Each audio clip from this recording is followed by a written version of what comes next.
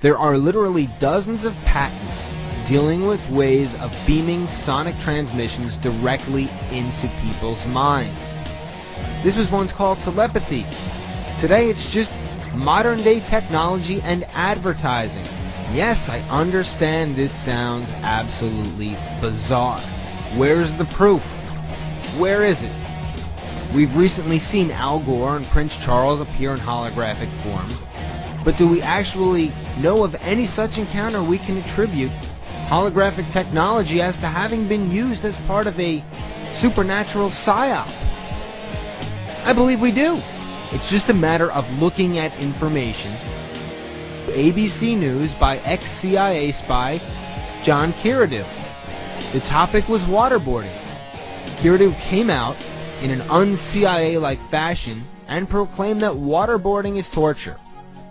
On the ABC News website, in an article entitled "Coming in from the Cold, CIA Spy Calls Waterboarding Necessary But Torture," the ex-spy described the effectiveness of waterboarding on captured Al-Qaeda member Abu Zubaydah, and I quote, John Kiradu, now retired, said the technique broke Zubaydah in less than 35 seconds. The next day he told his interrogator that Allah had visited him in his cell during the night and told him to cooperate. Now hold it for just 1 second. We believe this man is telling us the truth because he's playing nice and claiming that waterboarding is a bad thing. But look at what he just said. He's implying that when someone is tortured, they just have to say uncle and then we stop.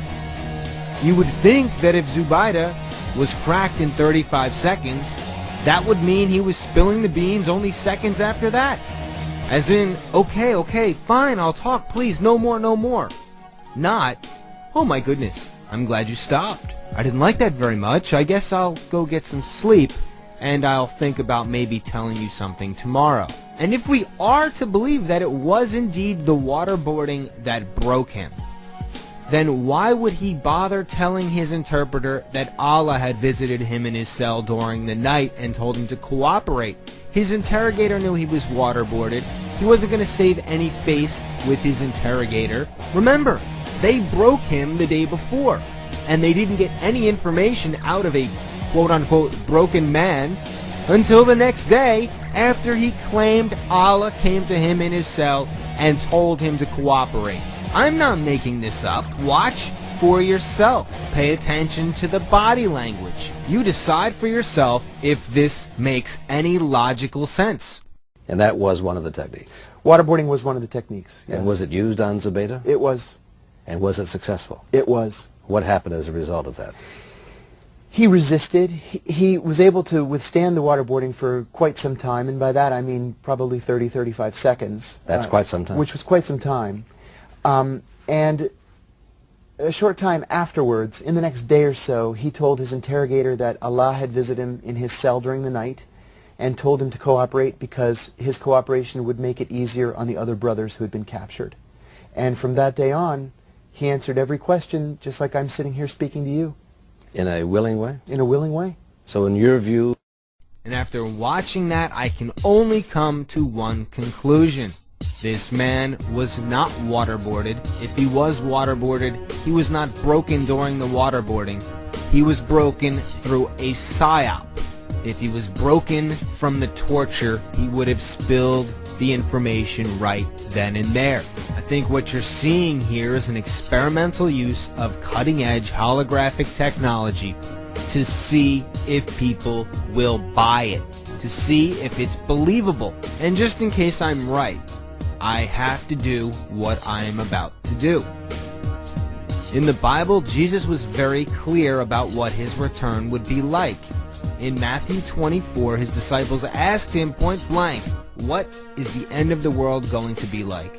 And starting in verse 4, Jesus answered them, take heed that no man deceive you, for many shall come in my name, saying, I am Christ, and shall deceive many. So he warns us, don't be fooled.